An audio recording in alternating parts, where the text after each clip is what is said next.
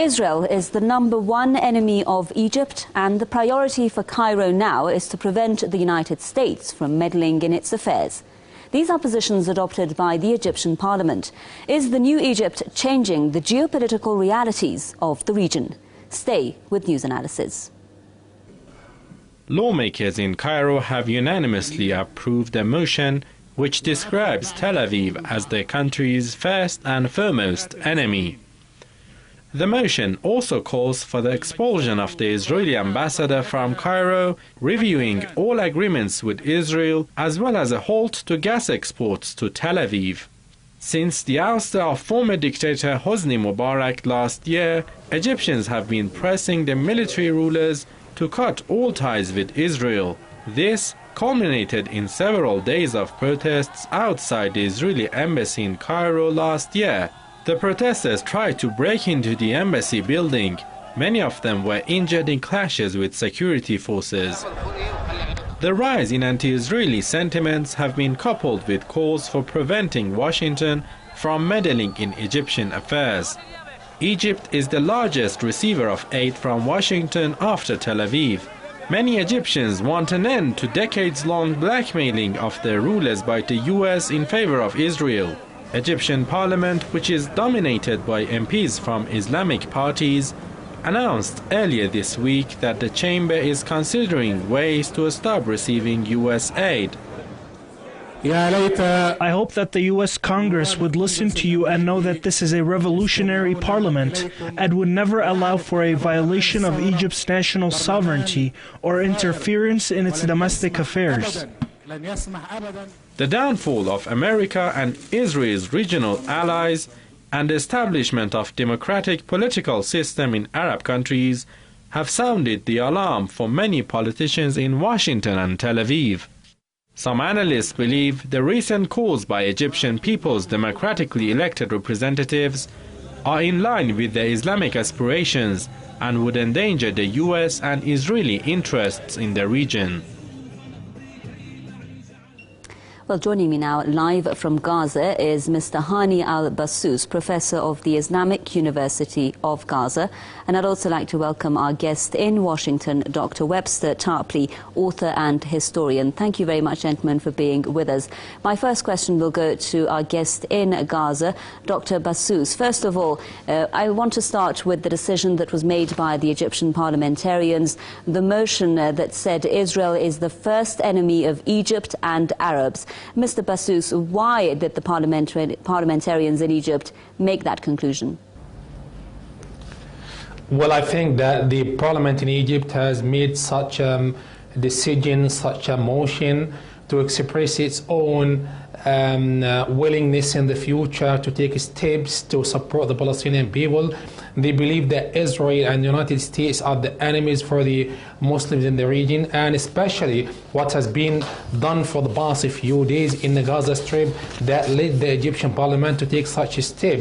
I think the killing of innocent Palestinian people in Gaza by the Israeli machine and war planes has motivated the Muslim or Islamic MPs which are in the Egyptian parliament, which is dominated by the Muslim Brotherhood, to take such a motion. We can understand as well that the election, which was a few months ago, the result was for the Muslim Brotherhood and other Islamic parties which were one which had some victory in the election. Now they would change Egyptian politics. We can understand in the past that Egypt was one of the main allies to Israel and the United States in the region, and we can understand that Egypt used to get funded from the United States because of its position supporting the Israeli side and its own contact and its own military and security connection with Israel. Nowadays we can see that the situation in Egypt has a change, and it's going to change completely in the next few years as Islamic Muslim Brotherhood will take over everything.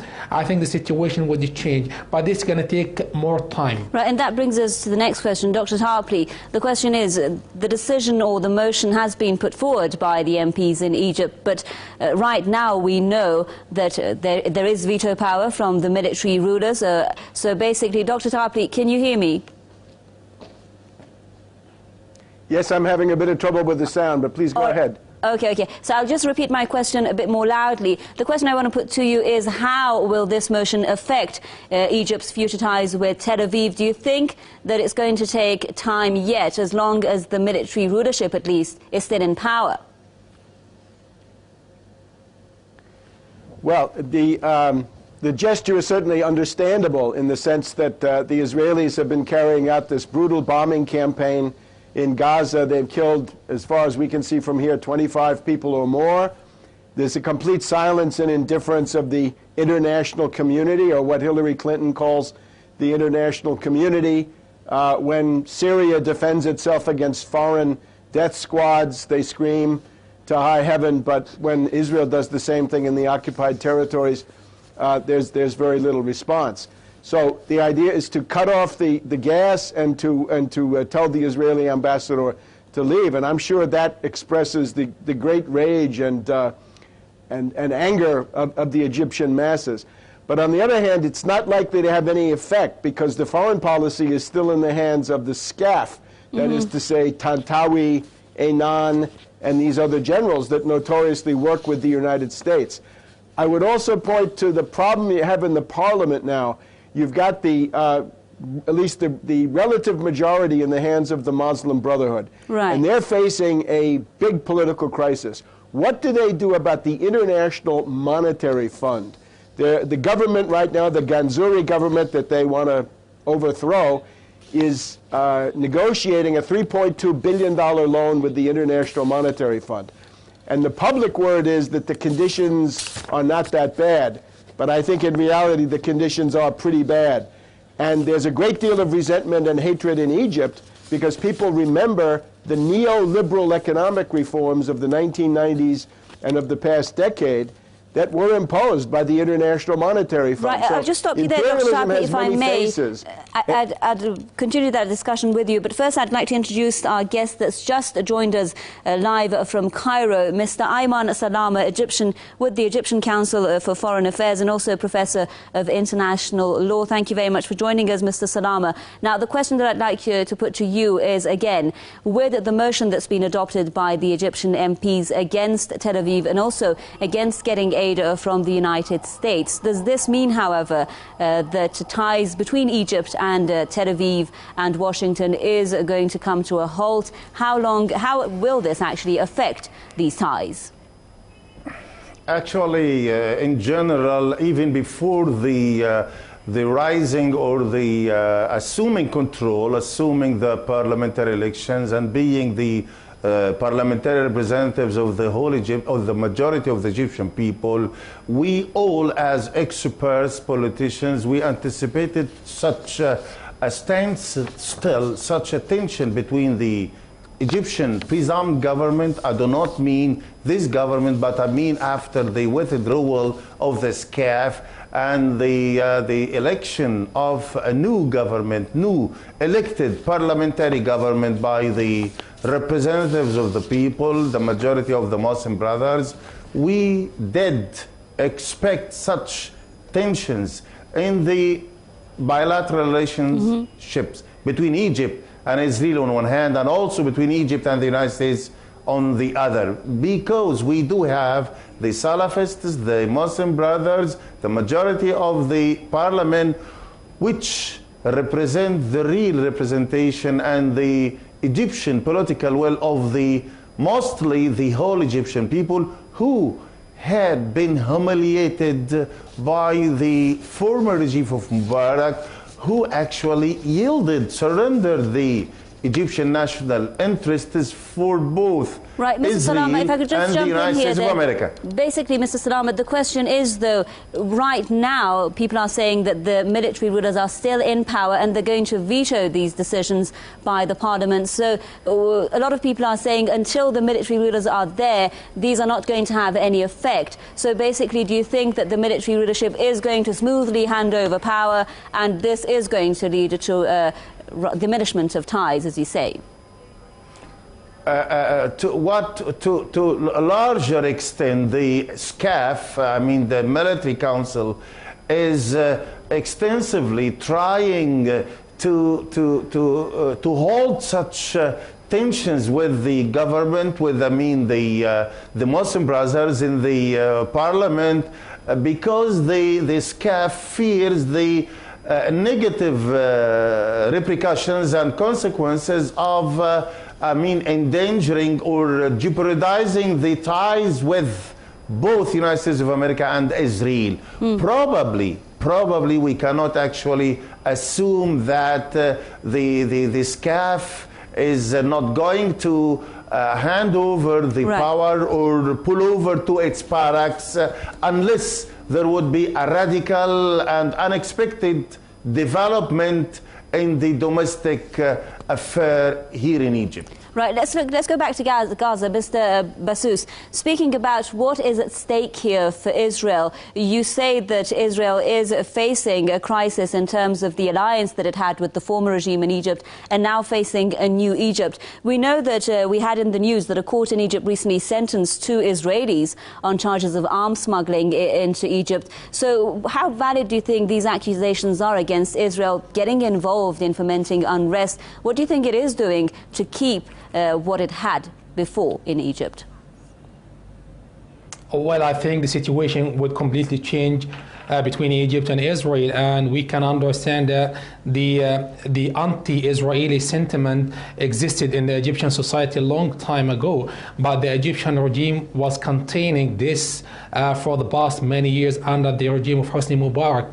Now the situation is changing. I think we're gonna expect some kind of tense situation between the two sides. This would come up in the next few years and in the next few months. Up to this moment, as you can see, that the Egyptian parliament taken some steps, taken some motions, accusing the Israeli side of trying to sabotage any Egyptian effort to keep their own security in Sinai. So do you think, Mr. Bassous, that Israel is actually getting itself involved and trying to meddle in some affairs, as some parliamentarians have been saying? I think Israel now locked itself in the middle of nowhere. Israel, it was with Egyptian authorities in the past with a good contact and good relationship and having some funding from the United States. But today, the situation has completely changed, because what Israel has been doing, Israel has been trying to affect the security of the Egyptian people in Sinai. We can understand that Sinai itself, up to this moment, by the Camp David Accord, does not have the full control of the Egyptian authorities. Now, I think the Egyptian people will take some steps in the future in order to to cancel such an accord, and in which Israel would lose so much by doing so. And I think until the Israeli side takes some steps to change the whole situation by taking some steps to alleviate the suffering of the Palestinian people and to prove that it can go for peace at least, or can respect itself by not attacking the people of Gaza and the Palestinians. This would lead to something to be changed. Stop you there and go to Washington, I guess, Dr. Tarpley. I'd like to have your comment on this as well, Dr. Tarpley.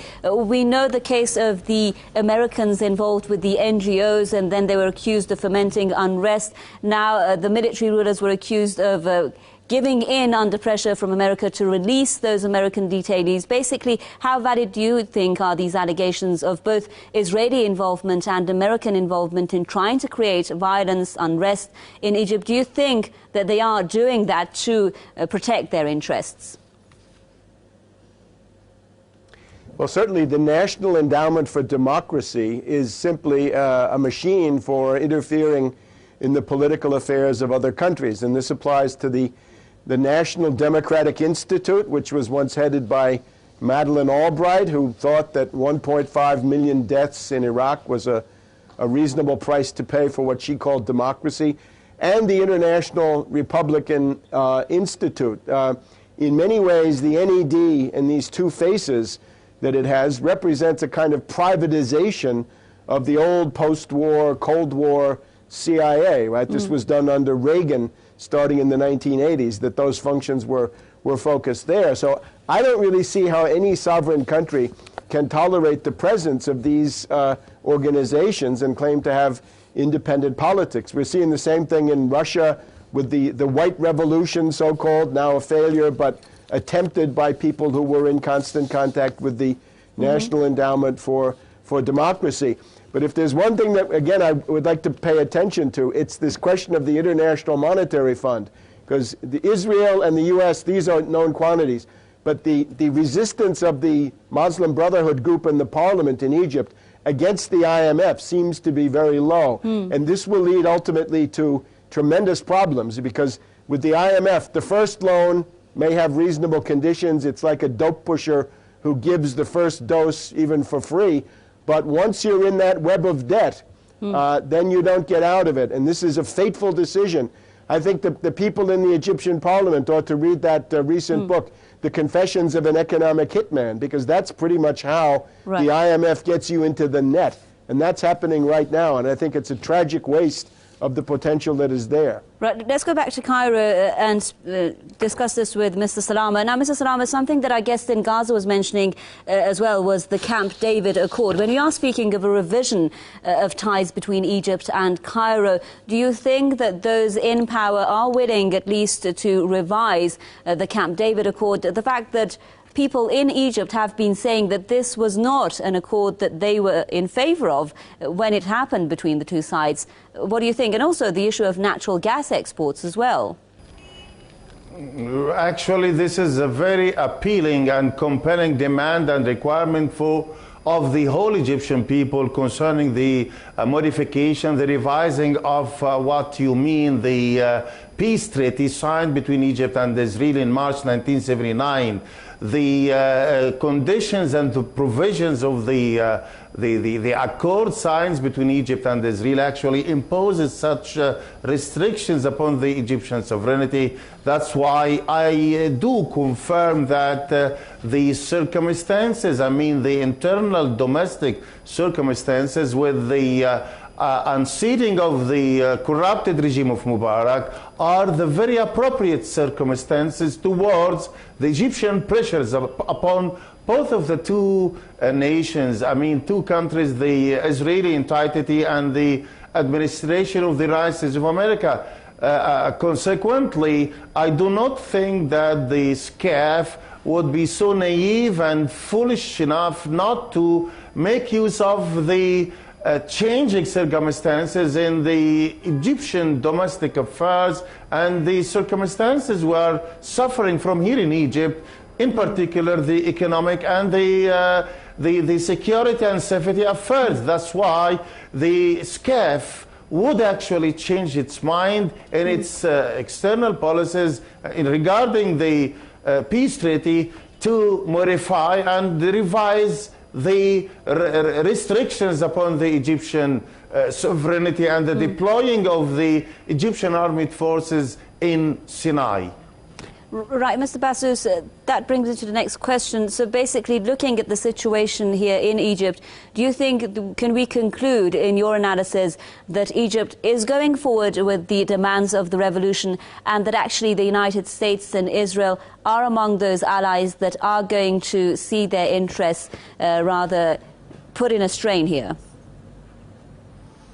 Well, I think, yes, I think we're going to see change in Egypt, but this change will take more time. Egypt was under Hosni Mubarak regime for more than 30 years and was one of the main allies to the United States and Israel. Now the situation is completely changing.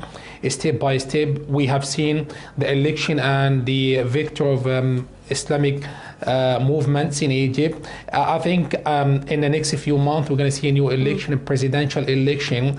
It takes another 2 or 3 years. We might see after that Egypt would be strong. Egypt would have control over Sinai. Egypt would have its own full sovereignty. It would be independent economically, politically, and I think the Egyptian people would feel the freedom. Then they can defend their own wills, and I think Egypt would be one of the main players in the Middle East. Egypt should not depend on the fund from the United States, from Israel. Egypt would have to stand on its own feet. And I think the future would be for Egypt in the region, as long as Egypt can can achieve the goals and the objectives of the young people who went for this uprising, where many of them were killed and wounded, to achieve change, political change in Egypt. And I think we're going to see the fruit, and we're going to see the objective, the outcome would come up in the next few years, in which some changes in the Middle East would exist. Right. In Washington, Dr. Tarpley, speaking about relations with the US here. Dr. Tarpley, can you hear me? All right, it looks like Dr. Tarpley cannot hear us at this moment, so I'll just go to our guest in Cairo and be back with Dr. Tarpley shortly. Mr. Salama, so basically the question I was going to ask is here, when the parliamentarians are speaking about a cutting of the aid that they're getting from the US, does this mean that Egypt is not actually dependent on the amount of aid that it's been getting? And does this mean that America and Israel, as our guest in Gaza was saying, are going to be isolated? I think that this is just a pressure step against the United States of America repressing regime. I do not think that in our current or present situations we can actually be independent in the upcoming actually period of time, short time. However, the popular Egyptian initiatives headed by some Muslim clerks like Sheikh Mohammed Hassan and others, I think that it probably do such a surge and recruit the Egyptian courage, dignity, sovereignty to actually cut off and be independent from any American pressures against our dignity and sovereignty. And Mr. Salama, just as your concluding remarks, I'd also like you to tell us, we heard the Parliament Speaker Saad al-Katatni, he called the People's Assembly in Cairo as the Parliament of the Revolution. The question is it going to be able to maintain representing the revolution with the current government and even after the transfer of power? I hope so, and I do not mean the Parliament only, I mean, but also the authorities, the upcoming president, the upcoming also government after the interim or salvation government. Because in my view, most of the, officials, even this SCAF, do not recognize what revolution is. That's why the... Right, Mr. Salama, I'll just stop you there, if I may. Sorry for interrupting. We're running out of time. I'd just like to put the last question to Washington. Dr. Tarpley, the question is your concluding remarks. Is America getting isolated? Is Israel getting isolated because of this? And is Egypt now not any more dependent on the aid and on the political ties with Washington and Israel? Well, the problem is, you can drive the devil out through the front door, but he comes back in through the window. And these gestures are certainly completely understandable and generally fine. But when you get the International Monetary Fund coming in, Egypt will very soon go through the experience of every other country in the world, which is when you get the IMF, you don't have sovereignty. Your sovereignty is gone. And you can assert yourself against the US and the Israelis. The International Monetary Fund is as dangerous, and as I say, in this case, more dangerous. If the Freedom and Justice Party, the Muslim Brotherhood, if they decide to increase regressive taxes, like a value-added tax, Dr. Webster Tarpley, I'm afraid I've got to stop you Egyptian because worker or we've run out of time. Then it's a failure. Dr. Webster Tarpley, author and historian, joining us there live from Washington. Thank you very much, sir, for your comments. A big thank you as well to our guest in Gaza, Professor Hani al-Bassous with the Islamic University of Gaza, and our guest in Cairo, Ayman Salama with the Egyptian Council for Foreign Affairs and Professor of International Law. Thank you very much for staying with us. From me, Homa Lesgi, until our next news analysis, it's goodbye.